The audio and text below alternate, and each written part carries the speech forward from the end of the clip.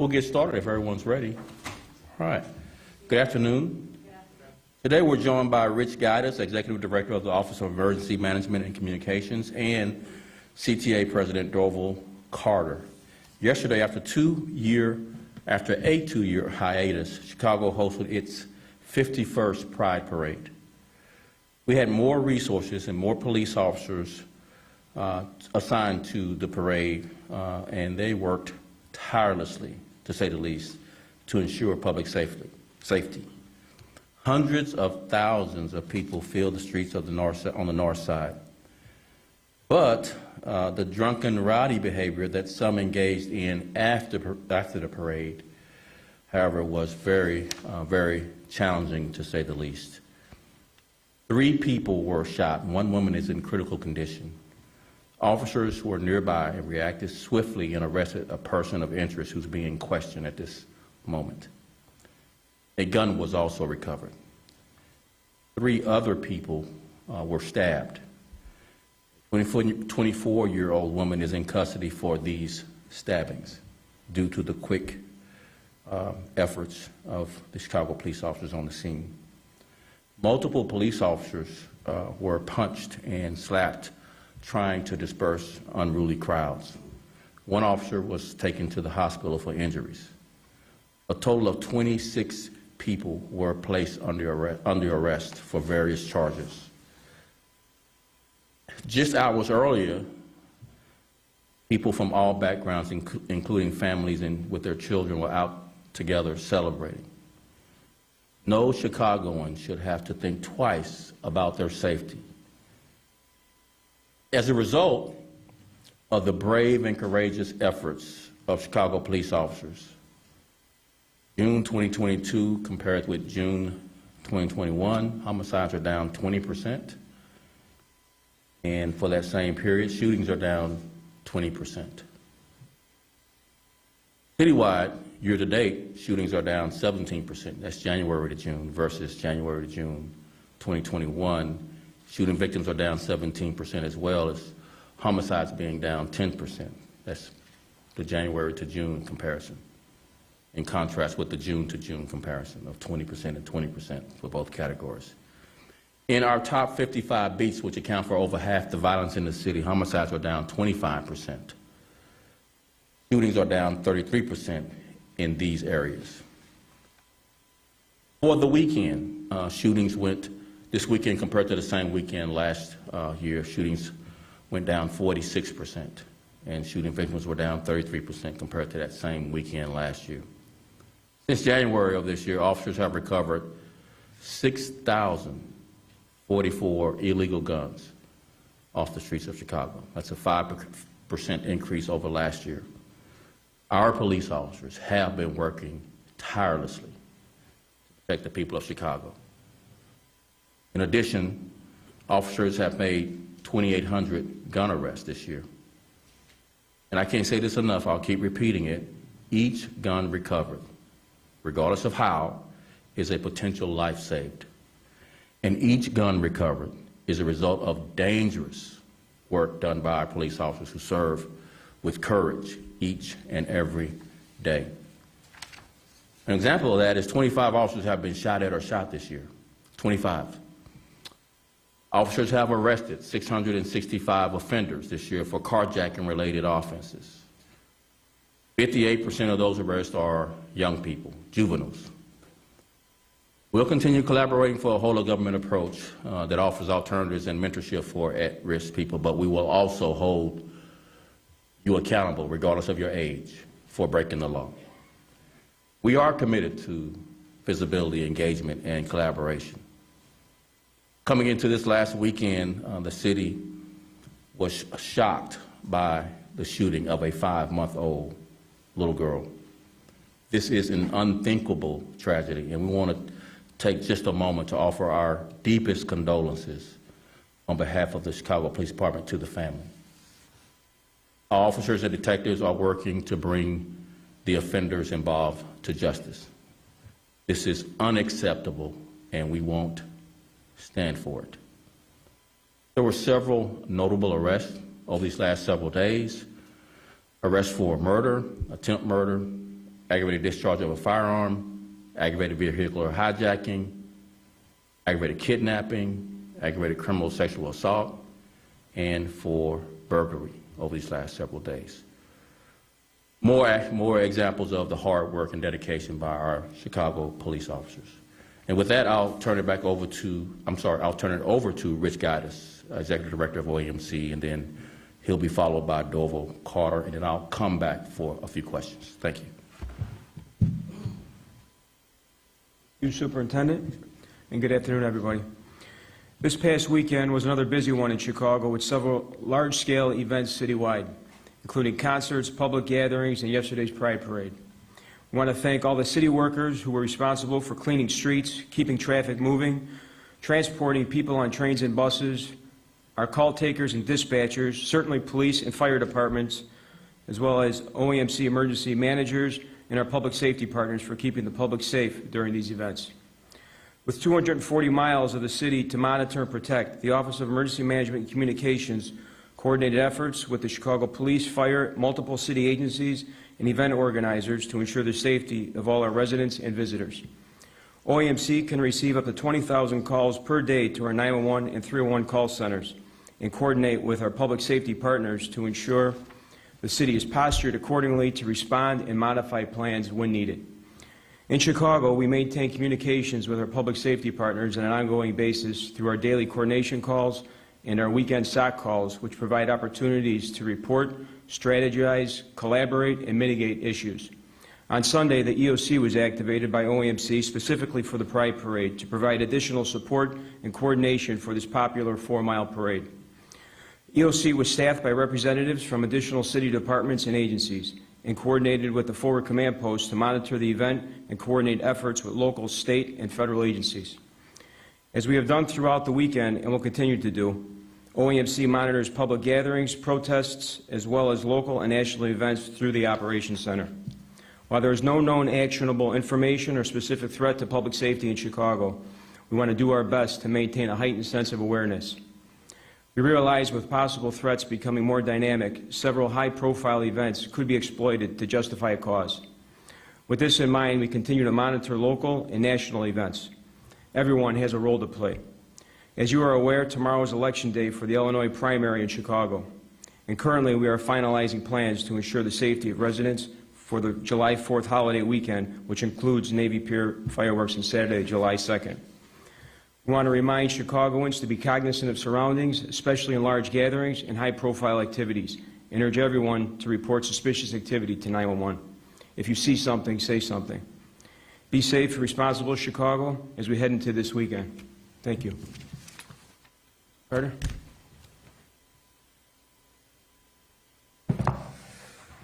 Thank you, Director Gaddis, Superintendent. Good afternoon, everybody. I'm pleased to share that service to and from the Pride events this weekend went smoothly. We knew that there would be large crowds at any given time, and the Pride events held throughout the city. As such, we planned for it with extra buses and trains that were deployed as needed. The dedicated men and women of the CTA understood the task at hand and really stepped up to ensure that everyone who wanted to go out and celebrate and take part of the Pride events were able to do so without issue. Importantly, the planning of bus and rail service is a complex issue. There are several variables that impact our ability to meet scheduled service throughout any given day, some of which are not always predictable. I don't think it comes as any surprise to all of you that we've had service challenges over the past several months, and I want to take a moment to just explain to you what we've been doing to address that and why those problems have existed. As has been the case across the entire public transit industry as well as other industries, the CTA has faced service challenges caused by staffing shortages for several months. While we have not reduced our scheduled service, our ability to meet those schedules have been influenced by a combination of impacts from COVID, including fewer operators on staff, as well as unpredictable absenteeism patterns. Again, while this issue is not new, CTA has been transparent with riders about it since January, posting additional details on a dedicated website and then alerts posted online and throughout our system. CTA is working aggressively to hire more staff and have implemented new initiatives to retain and hire staff. The unpredictable nature of absenteeism and the fluctuating factors affecting staffing on any given day do present complexities that are not easily addressed by scheduling adjustments. As such, we strive each day to meet our full scheduled service. We continue, however, to explore ways to manage this issue on a daily basis. With regard to the unconscionable act of violence that occurred on one of our buses yesterday, please know that we are doing everything we can to aid the Chicago Police Department and find ways to stem these egregious acts of violence that are occurring on or near CTA property. An invaluable tool in this effort is our comprehensive network of more than 33,000 security cameras. And while CPD has access to these real-time feeds, CTA personnel also play a vital role in piecing together the timeline of events leading up to each incident and are also working as quickly as possible to pull and review any relevant footage that can help detectives identify and apprehend suspects. Each year, CTA's cameras aid investigators with hundreds of arrests. We continue to build on our decades-long partnership with CPD. And each day, officers from CPD and its dedicated public transportation section are strategically deployed across our system, complemented by our teams of unarmed guards who patrol our system to keep an eye out and report any suspicious activities or acts of crime. Both CPD and CTA remain focused on keeping the system safe and seeking ways to make it even safer for both our riders as well as our employees. Thank you. Before we start with questions, I'm going to go through 3 investigative updates, if you don't mind. Hopefully we can answer some questions before you ask. So regarding the 5-month-old little girl on June 24th that was shot and killed in the 7700 block of South Shore, no one is in custody at this time. Although we will be relentless in pursuing those responsible because of the unthinkable nature of this incident, I want to go through some of the things that we know about what happened. So an adult male relayed to our officers that he heard gunshots while driving in the 7700 block of South Shore Street. Then he observed another vehicle approach his car at a high rate of speed. And then that vehicle's occupants began shooting at his car. The adult male says he attempted to drive away, but the offender continued shooting. The adult male victim sustained a gunshot wound to the left side. The little girl sustained a gunshot wound to the left side of the head and is obviously deceased. Our detectives are continuing to investigate this. We solicit any help of anyone who has any information that could lead to bringing these offenders to justice. Second incident that Darville mentioned is on the CTA bus at 300 South Pulaski on June 26th. No one is in custody in that incident as well. We're reviewing video and other evidence, but here's what we know. Shortly after 1:30 p.m. on Sunday, June 26, 3 offenders boarded the CTA bus at Jackson and Pulaski. The bus then began traveling southbound on Pulaski when one offender produced an AR-15 assault rifle and another offender produced a semi-automatic pistol. The offender with the pistol was sitting next to the victim on the bus and shot the victim. Offenders then fled when the bus stopped down an alley on Jackson. 2 9mm shell casings were recovered from the bus. It does not appear from video footage that the offender with the AR-15 fired his weapon at this time. The AR-15 was recovered nearby. So we solicit any help from anyone that knows anything that can lead to bringing these offenders to justice as well in that incident. And then the last investigative update I have is a 4-year-old little girl killed on June 25th. No one has been charged in this tragic case either, but I'll go through what we know. On June 25th, 2022, officers responded to a call of a child bleeding from the nose in the 7900 block of South St. Lawrence Avenue. Officers met EMS personnel at the hospital where the child was taken and pronounced deceased. Officers noticed both old and fresh wounds on the child's body, as well as a severe burn on the child's foot. Our Area 2 Detectives are continuing to investigate. No one at this time is in custody, but we're making progress. And I'll take a few questions. We're going to do the microphone, then just you guys hand it around. She was first. That's okay. Superintendent Fox 32, Elizabeth Matthews. In the CTA bus shooting, do we know, I know it's early in the investigation, do we know if they knew each other? We don't know if they knew each other. It appears targeted in the nature that it happened on the CTA, sitting next to the person. But that's all we know at this point. As soon as we know more, we'll certainly let the public know. Video surveillance will be released in that? If we get to the point where we don't have any further leads, that's when we make the decision to release that to the public. If we feel like we have some really good leads, we'll try to go without releasing. Sometimes releasing creates more problems than it solves unless you just are at a dead end. Thanks. Zach Miller with Chicago Sun-Times. Same question, but with the shooting of the 5-month-old, is there any video surveillance footage or a description of the offender that's going to be released? I'm going to withhold coming further on that one.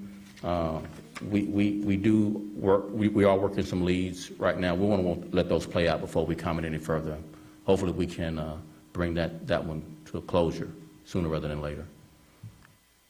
Mariano Giles, Univision Chicago. In the same case, is there any reason to believe the father of the baby was the target? Well, there's several different versions. So there are witnesses that have come forward and given us several different versions. What I relate to you is what from the father's perspective. There are other versions from witnesses' perspective that's got us thinking about whether there was some crossfire or some other issues happening with other cars not related to this car, and this car was caught in the crossfire. So we'll follow up on all that, but it's too early to go with one version or the other. We'll let this play out with continuing to follow the evidence and looking at videos. Yes. Superintendent Charlie Wojciechowski from Channel 5. With regard to the North Halstead incidents, people we talked to today, it seems like everyone was very happy with the police presence during the parade, the fact that the barricades were moved off the sidewalks to get a little more room. But then they said things changed at night after the parade. As it always does, Charlie, but go ahead. It does. But the question is it time to rethink how we deal with large crowds of young people, especially dispersing those young people before the problems can arise? So there's a lot of dynamics going on, Charlie. There's just no one simple solution to making sure hundreds of thousands of people behave. All you need is a few knuckleheads in the crowd to have incidents like we had. Majority of people, we dealt with in a way that didn't cause a stabbing or a shooting. Before, what we could control is being on post, following through on our plan to where we can quickly react if anything happened. And that is exactly what transpired, is that stabbing occurred, we were close, put the person in custody. Shooting occurred, we were close, person's in custody. Yes, we want to prevent it from happening in the first place, but with us being a police force of 13,000 and the crowd being hundreds of thousands, we could have had every police officer on this department, and New York's department and LA's department wouldn't have been enough people to control two knuckleheads in a crowd of hundreds of thousands. But the next best thing to preventing it is holding the person accountable and making an arrest right away, which is what happened.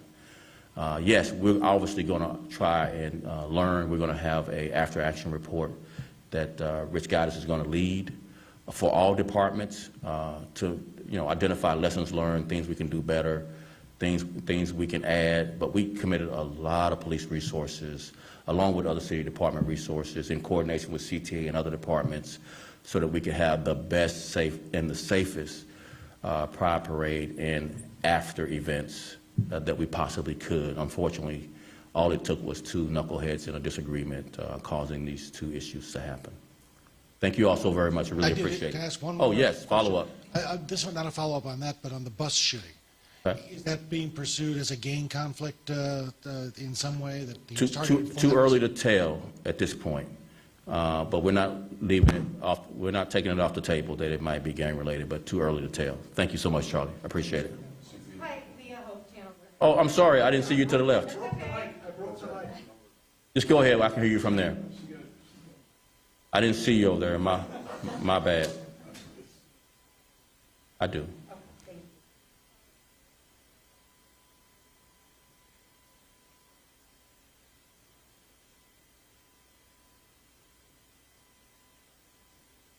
Is this the gun legislation or which? Yeah, Okay. gun legislation. Okay.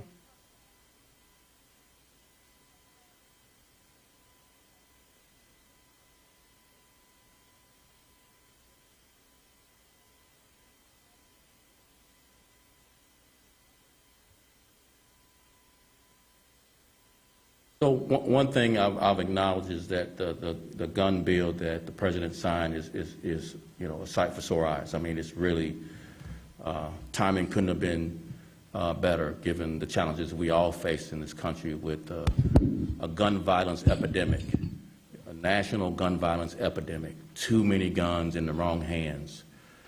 In addition, though, we're also looking at the extraordinary amount of ammunition.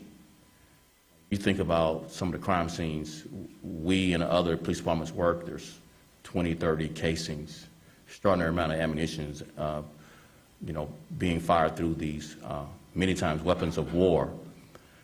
So more work to be done, but we're pleased with something being done rather than nothing being done for the last couple of decades. So more to come, I'm sure. We'll continue pressing, the mayor and others will continue pressing federal government to add even more assistance or whatever else that Congress can do. But we're pleased with the bill being signed and that going into law, as well as other conversations we're having, particularly around ammunition, the extraordinary amount of ammunition that it takes for violent offenders to mete out the damage that they've done. Thank you also. Follow up. On something that, Oh, okay. coming into the holiday weekend. Oh, for me or for Rich? No, for you. Okay. Because Rich talked about it. Thanks, Rich. But going into the holiday weekend.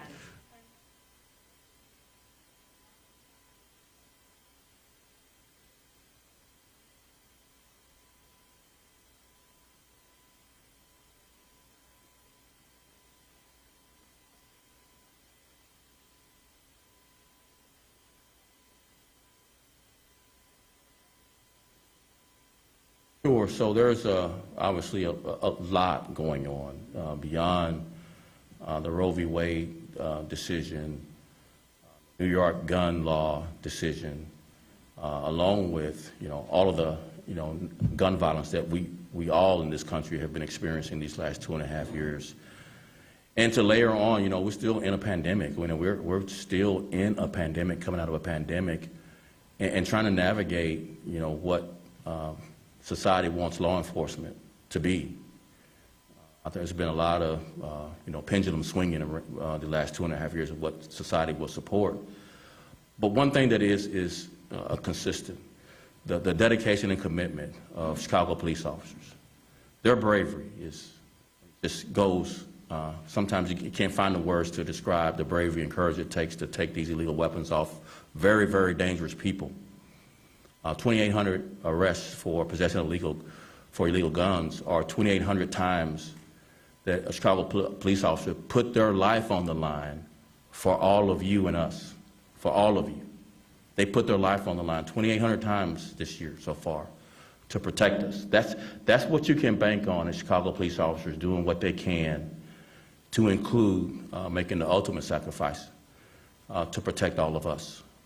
Yes, these are very tenuous times, but I just believe that this country is strong, that our democracy is strong. I think the leaders obviously have to step up, but in Congress, we want more gun legislation, but we'll take what we have, but we want more restrictions on possession of illegal guns and high-capacity magazines and this seem like this endless supply of ammunition. We want people held accountable in our courts much more than they are.